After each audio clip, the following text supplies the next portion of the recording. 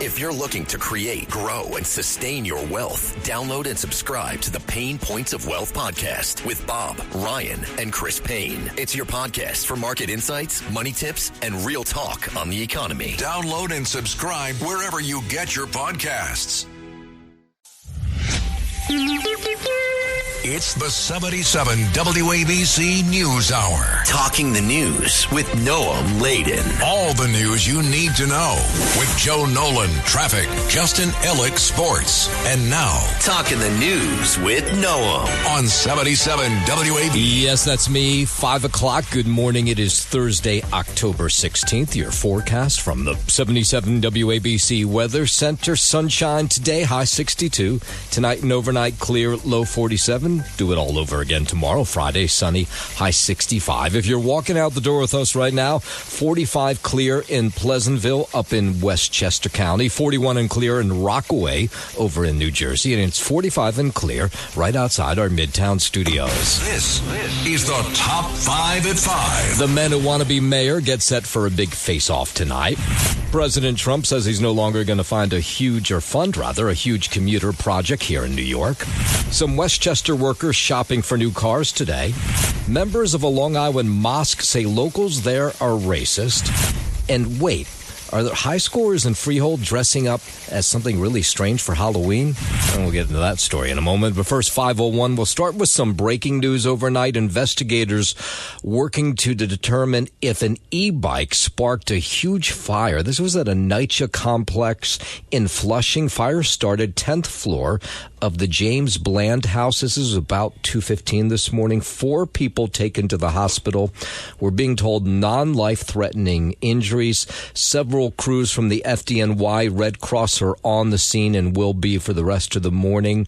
And what we're hearing from the FDNY is they found an e-bike in the area. And, you know, these e-bikes have started so many fires over the last couple of years. Of course, as more information comes into us about this story, again, at a NYCHA complex in Flushing, Queens, the James A. Bland house's fire started about 2:15 this morning.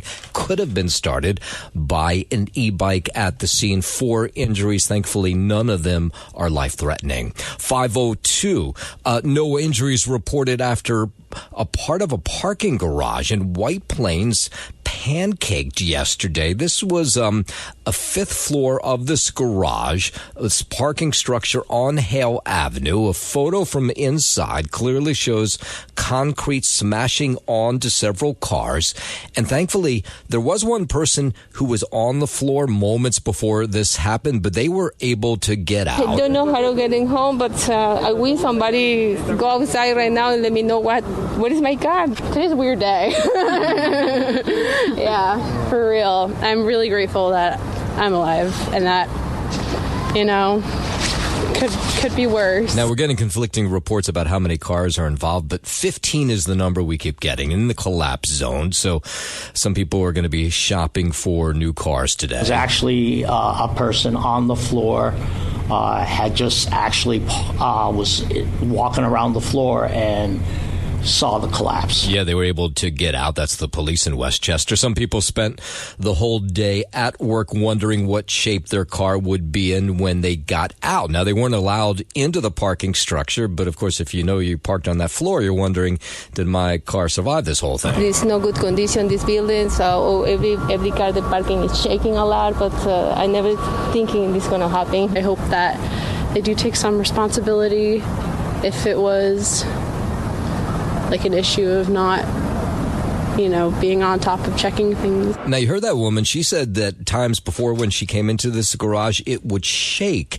as she drove up some of the ramps. Now, I've had this in parking garages, too. I'm guessing that they're supposed to shake a little bit, but in this case, maybe that had something to do with what took place. Now, inspectors on the scene yesterday, top to bottom, they're going to see if this parking garage if they can allow people back into this parking garage, and they'll make that decision, I guess, in the coming days. It may be tomorrow, maybe the next day. We're certainly not going to let anybody go back in there for any reason, until we're sure it's safe. Yeah, authorities say that it's all up to the engineers that they've brought in to make that decision in the coming hours, maybe coming days. 504, Zohran Mamdani says it's too early to give President Trump credit for the Israel-Hamas ceasefire. He sat down for an interview with Fox News yesterday. The Democratic Socialist says he wants to see lasting peace before anybody gets any credit. I continue to have concerns because I've seen reports still, just this in the last few days, that 5 Palestinians were killed by the Israeli military.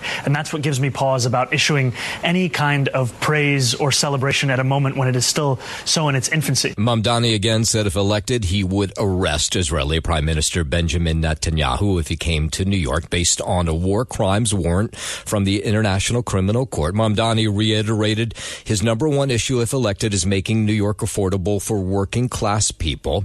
And then he went on to talk about the NYPD, apologizing to the NYPD for past comments disparaging the police force. Here's what he said to Fox News. I'll apologize to police officers right here because this is the apology that I've been sharing with many rank and file officers. And I apologize because of the fact that I'm looking to work with these officers. And I know that these officers, these men and women who serve in the NYPD, they put their lives on the line every single day. And he also said that this is one of the promises he's made on the campaign trail. He says he'll follow through on is raising taxes on New York's wealthiest to help pay for other New Yorkers. You can afford to pay 2% more. And the reasons you can afford to do so is because that money will be used to better your quality of life as well. And finally, he told Fox News that he would welcome President Trump and his family to New York for the World Cup next year. I would welcome them to come to New York City and also to talk about how we can actually lower the cost of living, because that has to be the focus. And frankly, that's a promise that's been broken. It's time to fix it. Okay, that's what I'm running to do. Big night tonight, of course. First big debate. There's only 2 of them between the 3 candidates, Curtis Lewa, Zohran Mamdani, and Andrew Cuomo. It's at 7 o'clock on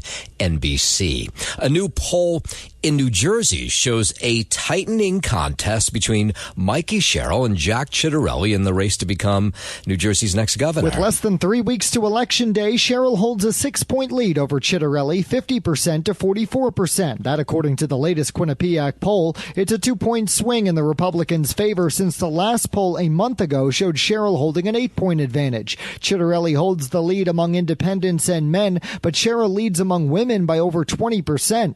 The poll follows a trend of a tightening race after an Emerson poll showed the two tied on September 25th. Yeah, that race still awfully close. WABC News Time 508, heartbreak that 50 more names have been added to the NYPD memorial wall. New York City's honoring police officers who have fallen in the line of duty. At the annual remembrance ceremony, Police Commissioner Jessica Tisch spoke about 50 officer names added to the memorial wall in Battery Park City. We're here to honor those who believe that protecting others was not just a choice, it was a deeply rooted conviction to which they would dedicate their own lives. Officials say 49 names are police deaths related to the 9/11 terror attacks. The 50th is Officer Jonathan Diller, who was shot down in Far Rockaway, Queens during a traffic stop. I'm Lisa Ritchie, 77 WABC News. 509, let's go down to Washington. President Trump says he's authorized now the CIA to take action in Venezuela. They authorized for 2 reasons, really. Number one, they have emptied their prisons into the United States of America. They came in through the border. They came in because we had an open border policy. The president telling reporters at the White House last night that the second reason was the amount of drugs coming in from Venezuela. He was asked about the potential CIA operations just hours after the Times reported the agency had been given the green light to conduct lethal operations inside Venezuela. Many countries have done it, but not like Venezuela. They were down and dirty. And the other thing are drugs. We have a lot of drugs coming in from Venezuela. And a lot of the Venezuelan drugs come in through the sea, so you get to see that. But we're going to stop them by land also. So the president was asked by these reporters last night if the CIA has been authorized to take out Venezuelan President Nicolas Maduro. Oh, I don't want to answer a question like that. That's a ridiculous question for me to be given. Not really a ridiculous question, but wouldn't it be a ridiculous question for me to answer? But I think Venezuela is feeling heat, but I think a lot of other countries are feeling heat too. And the U.S., by the way, they also struck several boats in the Caribbean as part of its campaign against alleged drug smugglers from Venezuela. Meanwhile, the president yesterday also touting his efforts to combat crime in U.S. cities. He was alongside FBI Director Kash Patel at the White House, saying crushing violent crime continues to be a top priority of the FBI. Rounding up and arresting thousands of the most violent and dangerous criminals. And these are among the most dangerous and violent people in the world. They were allowed, in many cases, not in all cases, but in many cases, they were allowed in by a very foolish, actually stupid, open border policy. But over the past few months, FBI offices in all 50 states made crushing violent crime a top enforcement priority. That's what they did. If we didn't have that administration, it would have been so much easier. They allowed millions of people in this country that shouldn't have been allowed, including over 11,000 murderers. He's talking about the Biden administration. 511 Senate rejecting a GOP-led funding bill for the 9th time yesterday, all but guaranteeing the shutdown will stretch into next week at least. Senators voted 51-44 on the stopgap, which would fund the government through November 21st. Alaska Republican Lisa Murkowski says that in order to make progress, there needs to be some real good faith discussions between Democrats and Republicans. And she says it's not happening now. There is no savings by continuing this government shutdown. Let's just end it. Let's get people back to work. Let's get people paid. Let's get functioning again. Now, President Trump said he will cut programs favored by Democrats as a punishment if this shutdown continues. He blames the Democrats for this. Murkowski says she just wants to get the two sides together. It's important that there still be good faith discussions between Republicans and Democrats about how we get out of this. Yeah, so U.S. service members will get their paychecks this week despite the government shutdown. The White House releasing a memo from the president directing the Pentagon to use unspent funds to pay those military members. 513, Democratic officials in Chicago condemning a federal ICE operation on the city's southeast side. Correspondent Shaquille Brewster reports that, according to Homeland Security, agents face this hostile crowd after chasing and crashing into a car of a fleeing suspected illegal immigrant who had apparently rammed one of their ICE vehicles. Chicago police responded to the scene and say some people threw objects at federal agents who deployed tear gas, exposing some in the crowd, including 13 Chicago police officers. The dramatic confrontations come as Homeland Security officials are warning Mexican drug cartels are now offering cash bounties to target ICE officers and other federal agents. Los Angeles County declaring a state of emergency in response to ICE raids. Officials voting to clear the way for financial assistance for residents they say have been negatively impacted by immigration raids. While in Chicago, clashes on the streets getting heated. Yeah, and in Chicago, 4 people detained, including 2 U.S. citizens. Meanwhile, San Francisco leaders, law enforcement firmly oppose calls for President Trump to send federal troops into that city. San Francisco District Attorney Brooke Jenkins spoke at the police academy yesterday, along with the mayor, says they're capable of handling the city's challenges on their own. There is no question that when we need the addition of state or federal resources, that we have no problem seeking the assistance that we need. But we have this issue under control. Now, all this talk came after local leaders emphasized their commitment to improving safety because there was comments made by the Salesforce CEO, Mark Benoff, suggesting that the president should deploy the National Guard to the city. So that's why they had this press conference yesterday saying they don't want that. I think we can make San Francisco, there's one of our great cities 10 years ago, 15 years ago, and now it's a mess. And we have great support in San Francisco, so I'd like to recommend that for inclusion. Yeah, and while we're talking California, this whole battle over congressional maps, there's going to be a big vote in November. We'll get to that story in just a moment. But first, 5:15, let's head over to the 77 WABC Sports Desk. Good morning, Justin Ellick. Good morning to you, Noam Lydon. Start with a recap here on the Diamond. Final from Seattle last night. Blue Jays running a rough shot on the Mariners here, 13-4 with their backs up. Or not backs up against the wall. I shouldn't say that. They were only down 2-0, but they're back in the series now. Seattle, that is, or Toronto, that is, I should say. Seattle now leading the ALCS after Game 3, 2-1. Game 4 set for 8:33 p.m. tonight from Seattle. Also tonight, 6:08 p.m. first pitch out west in L.A. between the Brewers and the Dodgers. NLCS Game 3. L.A. leading that series currently 2-0. We'll head to the NBA here with some preseason news. New York Knicks guard Malcolm Brogdon has decided to retire from basketball after 9 NBA seasons. He announced yesterday. Brogdon, who averaged 12.7 points, 4.1 assists, and 3.1 rebounds in a career-low 24 games for the Washington Wizards last season, was on track to make the Knicks' final roster, but he had been contemplating retirement and informed team officials yesterday of his decision. He was slated to be a reserve point guard for the Knicks this season under new coach Mike Brown, so his decision to retire does impact the roster construction ahead of the season opener next Wednesday. We'll see what the Knicks want to do regarding that. Head to the ice. We'll look ahead to our first triple header of local action tonight, 7 p.m. The Rangers are up in Toronto against the Maple Leafs. Also at 7, the Devils will drop a puck at home against the Panthers. And at 7:30 thereafter, the Islanders, they're at home against the Edmonton Oilers. And, of course, it is Thursday night, which means the start of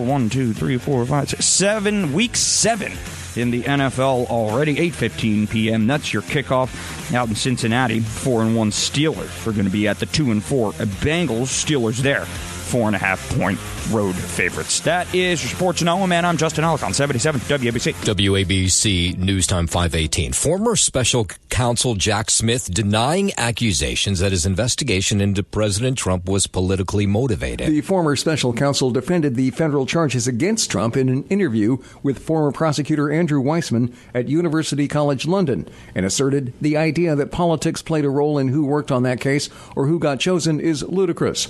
Smith also expressed concern over the Trump administration's attacks on perceived political enemies. Republican Congressman Jim Jordan has issued a letter demanding that Smith testify before the House Judiciary Committee.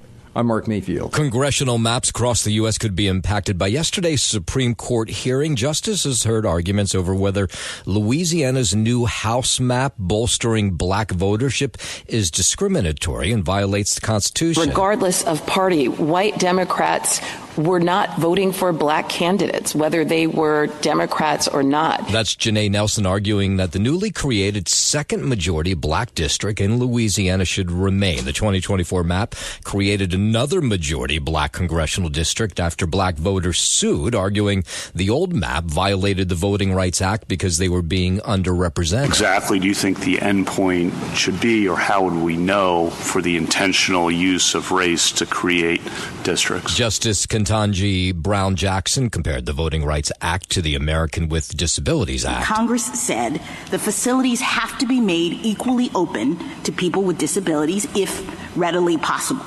I guess I don't understand why that's not what's happening here. But the state's attorney general says that part of the Voting Rights Act that prohibits racial discrimination in redistricting is unconstitutional, amounts to racial gerrymandering. Former California Congresswoman Katie Porter doing some serious damage control after 2 videos surfaced that pundits say put her political aspirations in serious jeopardy. The candidate for governor spoke with Inside California Politics and answered questions about her temperament after videos showed her losing her cool with an assistant and walking out of an interview. The Democrat says she could have handled the situations better.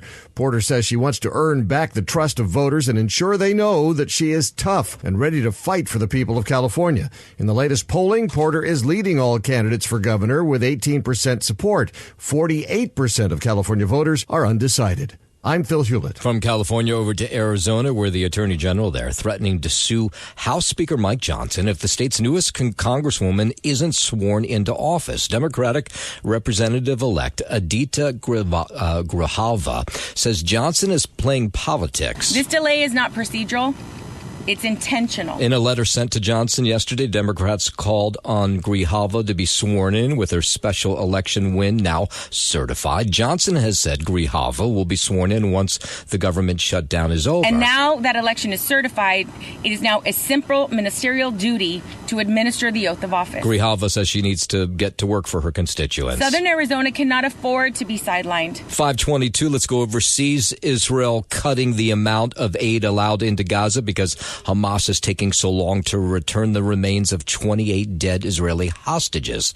Here's correspondent Matt Bradley. The fact is that negotiators knew that Hamas was going to have trouble recovering a lot of these bodies. That was well known to everybody, and there was even plans to try to get international experts to go and help Hamas exhume some of these bodies. Now, Hamas transferred to Israel the bodies of 2 more hostages last night, leaving 19 still in Gaza. Meantime, Israel and Hamas have started the talks on phase 2 of President Trump's Gaza peace plan, so that hasn't ended. The Wall Street Journal reports mediators from both sides returned to the negotiating table yesterday, are back at it today with the next phase of this 20-point plan in Gaza. Despite the continuing violence and shootings that we've been seeing in the Gaza Strip by the Israeli Defense Forces, despite a lot of the internecine fighting between Hamas and clans who are opposed to them, who Hamas accuses of being collaborators with Israel, it looks as though this ceasefire is holding, but only just. And we're being told that the talks are back underway in Sharm el-Sheikh in Egypt again this morning. 5:23, more than a month after the Evergreen High School shooting in Colorado, one of the survivors of that, Matthew Silverstone, has been released from the hospital. Several members of Matthew's care team sharing their emotions about the teen's recovery after his send-off yesterday. He's brave. That's a brave kid. That's amazing. Determined. Yeah, very determined. Strong, very strong. He's a survivor. And he's funny. He did not lose the sense of humor. Yeah. Now, unfortunately, because there are so many school shootings, you're saying, which one is this? This is the one where a gunman went in Colorado, shot 2 students, then turned the gun on himself and killed himself. The 18-year-old here, Matthew Silverstone, he was greeted by about 140 first responders, hospital staff holding blue ribbons as he walked out. He was shot in the head and chest, and he went into cardiac arrest twice before doctors revived him. So his story is really a miracle. To take him from that state and to the state that he left in, well, let's just put it this way, we can't really humanly explain why he recovered as well as he did. Yeah, his family says he now can walk with some help and has begun rehabilitation, calling his recovery nothing short of miraculous. 5:24, the man accused of setting fire to Pennsylvania governor's mansion back in April, Cody Balmer, he's been sentenced to 25 to 50 years behind bars. Correspondent Stephanie Goss reports newly released footage captured that entire attack. The chilling security video showing Balmer approach the governor's mansion, smash a window, and start the blaze. At the second window, he breaks the glass and actually enters the house, eventually setting another fire. Yeah, Governor Josh Shapiro, his family were asleep inside at the time. Balmer pled guilty to a number of charges, including attempted murder, arson. Shapiro, a Democrat, says the incident has been haunting him for months, and he called on people to stop with the political violence. Balmer was sentenced to 25 to 50 years in prison Tuesday after pleading guilty to multiple charges, including attempted murder and 22 counts of arson, 1 count for each person in the house at the time. Hours before April's attack, his family gathered to celebrate the Jewish holiday Passover. According to prosecutors, Balmer was angry about the war in Gaza, so he targeted the governor. Yeah, thankfully nobody hurt. 5:25, new car prices are reaching record highs now in the U.S. According to Kelley Blue Book, the average American new car buyer paid just under $50,100 in September, which is the first time the figure has ever topped the $50,000 mark. The record high is being paid despite automakers and dealers offering new discounts and incentives. The automotive research company credits tariffs, EVs, and luxury vehicles for the price jump. I'm at Mattinson. Okay, first we had the calorie counts on menus across the country. Places, California now going to be the first state in the nation that requires restaurants to list food allergens on their menus. Governor Gavin Newsom signed the Allergen Disclosure for Dining Experiences Act this week. It requires restaurants in 2026 with 20 or more locations nationally to disclose the top 9 allergens on their menus. Those ingredients are milk, eggs, peanuts, tree nuts, fish, shellfish, wheat, soy, and sesame. The California Restaurant Association says it's concerned about the cost for businesses.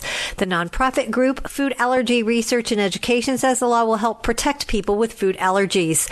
I'm Sharon Reardon. Is there nothing Ozempic can't do? There's a couple people even in our office using the Ozempic, and they've lost a ton of weight. They look fantastic. Now, there's new studies that have been ongoing about Ozempic and how you handle alcohol if you take Ozempic. According to this new study, GLP-1 drugs may help you handle your alcohol better and consume less of it. Imagine if you're an alcoholic and this works. This is unbelievable. The study by Virginia Tech found that those using GLP-1 drugs saw their blood alcohol levels rise at a slower pace and reported feeling less intoxicated than those not on the weight loss drugs. Those on the drugs also reported feeling less of a craving for alcohol both before and after the experiment, which is huge. It just, oh boy, there's people who made up Ozempic going to be making a lot of money if it can help alcoholics as well. 527, traffic, transit on the 7th. Here's Joe Nolan. I'll tell you what, I confirm that. Absolutely. That you don't really want to drink anymore. Are you on Ozempic? Yeah. Oh, okay. And as Sid tells you all the time, I used to drink a lot. And what happens if you try to? You just don't have the desire. It's in your head. Wow. It's just you honestly, I mean, I'll look at a beer and I'll just, Guinness is different, but the rest of it is, You can still down the Guinness? That's not a problem. Guinness is a little different. But everything else is, you put a Bud Light in front of me. Well, that's incredible. I mean, I just think about, like, if you're somebody who's really addicted and this might work for you, that's amazing. And I've lost 75 pounds. Wow.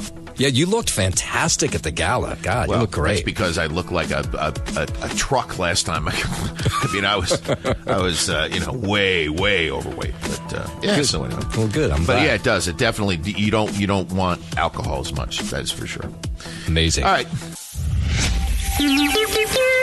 It's the 77 WABC News Hour. Talking the news with Noam Laden. All the news you need to know with Joe Nolan, traffic, Justin Ellick, sports. And now, Talking the News with Noam on 77 WABC. Yes, that's me. Good morning. It is Thursday, October 16th. Your forecast from the 77 WABC Weather Center. Sunshine today, high 62. Tonight and overnight, clear, low 47. And then Friday, sunny as well. High 65. If you're walking out the door with us right now, so happy you are. 45 clear in Pleasantville up in Westchester County. 41 and clear in Rockaway over in New Jersey. And it's 45 and clear right outside our Midtown studios. WABC News Time 5:39. Let's go out to the campaign for mayor here in the city. It's less than 3 weeks now till Election Day. Busy day yesterday. Republican Curtis Sliwa, he spoke before the Association for a Better New York, talking about his plan for the city. I'm the only clear candidate that differs from them on almost every instance. To me, Andrew Cuomo is really Zoran Mandami light. Mayor Adams, he says, and he confirmed yesterday, that he is in direct talks with former Governor Andrew Cuomo about endorsing the independent candidate. I'm in conversation with Andrew. I think it's important that we can't succumb to the far left agenda in this city. Yesterday, it was Zoran Mamdani making his first ever appearance on the Fox News channel, Martha McCallum. Some people didn't like the way she did the interview. They thought she went too easy on him. Here was Zoran yesterday. Now that it's politically convenient, he watches Fox News as well. So I'll just... so here he is talking directly to Andrew Cuomo yesterday, Zoran Mamdani, during this interview on Fox News. Now that it's politically convenient, he watches Fox News as well. So I'll just speak to him directly. Andrew, you had your chance to lead this state. You took that time to sell out working class New Yorkers to your billionaire donors. Ouch. The candidates for mayor will face off tonight. First debate of the general election. All three of them will be there. Zoran Mamdani, Andrew Cuomo, Curtis Sliwa. They'll take the stage inside Rockefeller Center. Everybody trying to figure out what the best strategy is for Andrew Cuomo and Curtis Sliwa to catch Zoran Mamdani, who in every poll is up by double digits, 14, 20 points. Nick Reisman, he works for Politico. Politico is part of this debate tonight. Here he is talking about what Mamdani's strategy will be tonight. He's got a double-digit polling lead that he's really really got to protect here going into this debate. So at the minimum, what he's got to do is kind of play prevent defense. And Nick Reisman has some ideas on what Cuomo's strategy should be tonight. Well, I think if you're Andrew Cuomo, yes, you're going to have to come out pretty aggressively and swing pretty aggressively here. But at the same time, it's worth noting that if Cuomo is a little too aggressive, if he comes across as a little too gruff or scoldy, as he quite frankly has during much of the primary, it didn't really work with Democratic primary voters. Now, there's a whole segment of the population in New York City that has not voted yet, so there will be some voters who are receptive to an aggressive approach against Mamdani. No doubt this will be fun to watch. Anytime Curtis is involved, it's always a good time. The first debate, hosted by NBC and Telemundo in partnership with Politico, starts at 7 o'clock tonight. It'll be at 30 Rock Studios right here in Manhattan. The second and final debate, that'll be before Election Day on Wednesday, October 22nd on New York 1. But again, tonight's NBC News, or NBC Network rather, at 7 p.m. 5:42. President Trump renewing his calls and plans to strip the tri-state of billions of dollars. This is all over the government shutdown, including funds to help build the new Hudson Gateway Tunnel. That's the tunnels that are like 110 years old that connect New York and New Jersey. The Amtrak and New Jersey Transit uses them. They desperately need to be replaced. But now he says he's going to take away that funding. Here was the president yesterday. The funding would also, I think, affect the Second Avenue subway. Not only jobs, I mean, the project in Manhattan, the project in New York, it's billions and billions of dollars that Schumer has worked 20 years to get. It's terminated. All right, well, we'll see if he carries through on that threat. Senator Schumer responding last night saying the Gateway project is one of the most important infrastructure projects in the country right now. He says it's vindictive and reckless on the part of the president to take that money away. Congressman Josh Gottheimer, also a Democrat, releasing a statement saying President Trump is taking a sledgehammer to one of the most important infrastructure projects in the country. 5:43. Hard to watch this. When you think about how many deaths there have been since the 9/11 attacks of those firefighters who've come down with cancers, the one that worked the pile in the weeks and months during the cleanup after the 9/11 attacks. Same holds true, by the way, for the NYPD. So they had one of their ceremonies yesterday where they honor those who have fallen in the line of duty. Police Commissioner Jessica Tisch speaking about the 50 officers that were added yesterday to the memorial wall in Battery Park City. Their quiet courage came with no conditions, and their commitment to this noble cause was uncompromising. They represent the very best of us. And what continues to be just incredibly heartbreaking is 49 of those names, of the 50 names that were added to the wall, were people who have died post 9/11 of post 9/11 cancers. The other officer, the 50th one, you'll recognize this name, Jonathan Diller. His name was added. Diller was shot and killed during a traffic stop in Far Rockaway in March of 2024. We're here to honor those who believe that protecting others was not just a choice, it was a deeply rooted conviction to which they would dedicate their own lives. Yeah, coming up, we'll get into this weird story out of Freehold, New Jersey. Wait till you hear what some high scores plan to dress up as. We'll get to that in just a moment. But first, 5:45, let's head over to the 77 WABC Sports Desk, and here's Justin Ellick. Thank you, Noam Layden. Start here with a recap from Seattle last night. Blue Jays beaten up on the Mariners 13-4 in Game 3 of the ALCS. Seattle still up in that series, but the Jays cutting that deficit in half, now down 2-1. Game 4 set for 8:33 p.m. tonight from Seattle. Also tonight out west in L.A., 6:08 p.m. That's your first pitch between the Brewers and the Dodgers. NLCS, Game 3, L.A., of course, leading that series right now, 2-0. Head to the NBA here. Some preseason news out of Knicks camp. Guard Malcolm Brogdon has decided to retire from basketball after 9 NBA seasons. He announced yesterday. Brogdon, who averaged 12.7 points, 4.1 assists, and 3.1 rebounds in a career-low 24 games for the Wizards last season, was on track to make the Knicks' final roster, but he had been contemplating retirement and informed team officials yesterday of his decision. He was slated to be a reserve point guard for the Knicks this season under new coach Mike Brown, so his decision to retire does impact the roster construction ahead of the season opener next Wednesday. Looking ahead to the NHL action tonight, our first local triple header of the regular season. 7 p.m., both the Rangers and the Devils will get underway. Rangers are up north in Toronto against the Maple Leafs, and the Devils are at home against the Florida Panthers. And at 7:30 p.m., the Islanders will drop a puck at home against the Edmonton Oilers. And it is Thursday, which means the start of Week 7 already in the NFL. Tonight, Thursday Night Football, your installment this week. It's the 4-1 Steelers at the 2-4 Bengals in Cincinnati. It's an 8:15 p.m. start. The Steelers there, 4.5-point road favorites. That is your Sports Noam, and I'm Justin Ellick on 77 WABC. WABC News Time 5:48. A senior citizen killed, 2 others hurt by a senior citizen driver who apparently suffered some sort of medical episode. This was Coney Island yesterday afternoon. They were hit West 22nd Street and Neptune Avenue. Witnesses say the driver backed into the 3 women who were not in the street, they were on the sidewalk. I saw the man back up and then knocked him down. And I started screaming, and then as I came closer, I recognized one of the women that I know, and they were all bloody, and it was a mess. 89-year-old woman taken to NYU Brooklyn, where she died from her injuries. A 75-year-old woman and a 43-year-old were taken to NYU Langone, where they are still in the hospital this morning. 2 women laying down, the third one is screaming. Bad. 2 women, bad. One looked like both legs were broken. They were like facing the other way. Police say the 86-year-old driver suffered a medical episode while he was driving. He was taken to Maimonides Medical Center in serious condition but stable. I said, you just hit 3 people. What's the matter with you? And he was like in another world. He was an elderly man.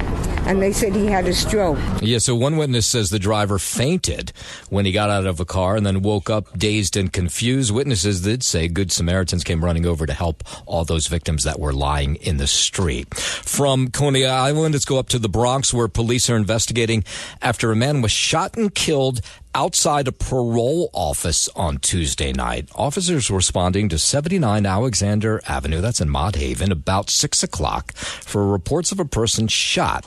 Here's one of the witnesses who saw this all play out. I saw masks, ski mask, coverings.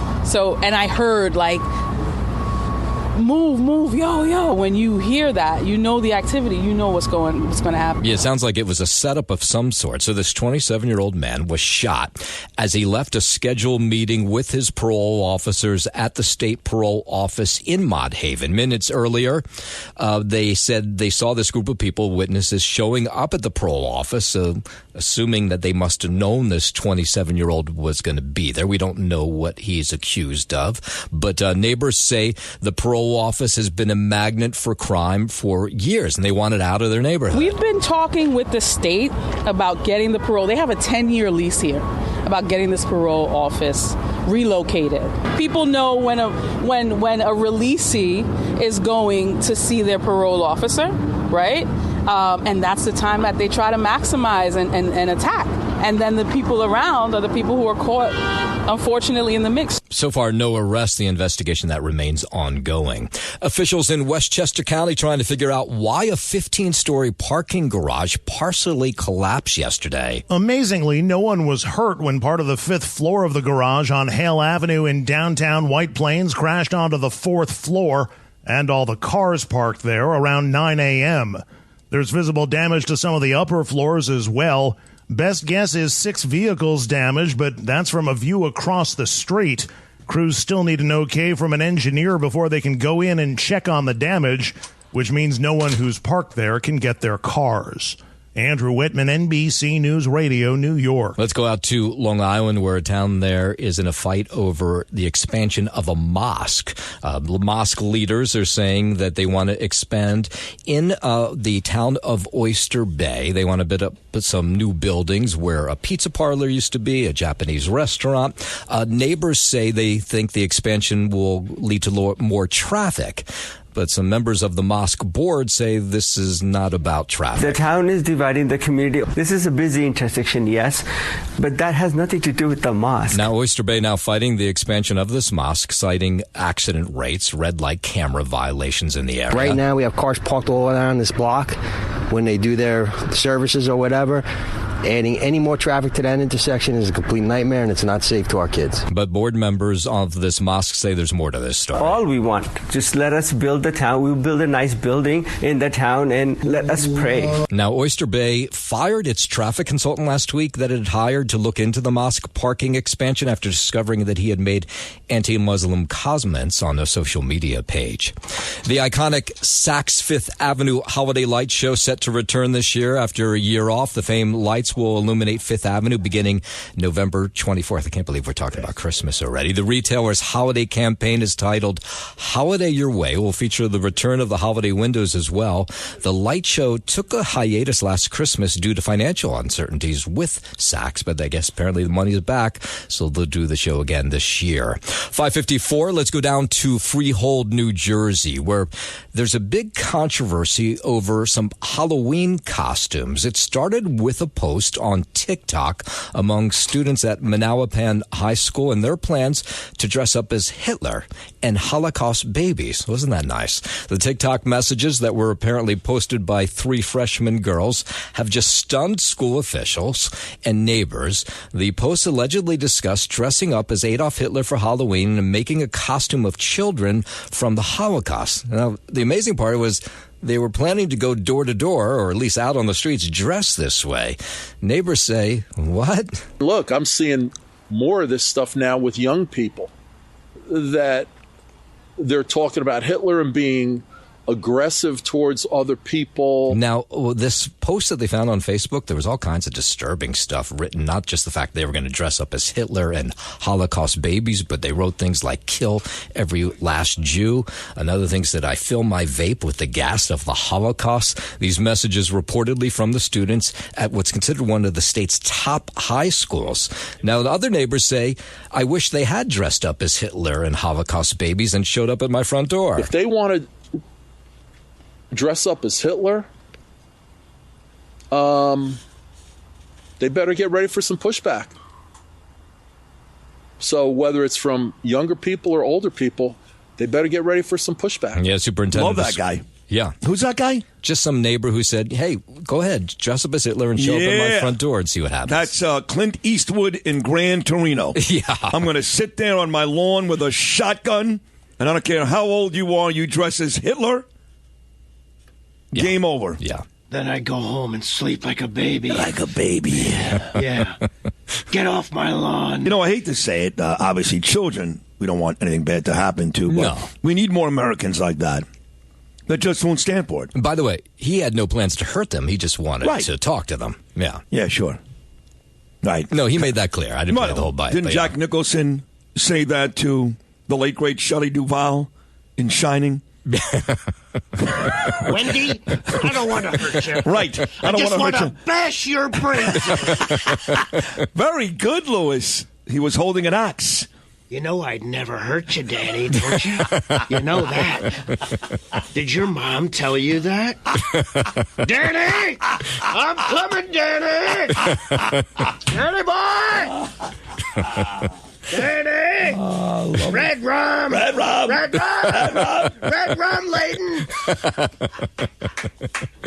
All right, I would do another story, but that would just be silly now. So 5:57, traffic transit now. Here's Joe Nolan. Thanks for listening to the News Hour with Noam Laden. You can hear the News Hour with Noam Laden weekday mornings at 5 on 77 WABC. If you like the podcast, share it with your friends and listen anytime at WABCRadio.com and download the WABC Radio app. Hit that subscribe button on all major podcast platforms. Plus, follow WABC on social on Instagram, TikTok, Facebook, and X. See you next time for a new episode, so you never have to wonder, What the heck is going on? If you're looking to create, grow, and sustain your wealth, download and subscribe to the Pain Points of Wealth podcast with Bob, Ryan, and Chris Payne. It's your podcast for market insights, money tips, and real talk on the economy. Download and subscribe wherever you get your podcasts.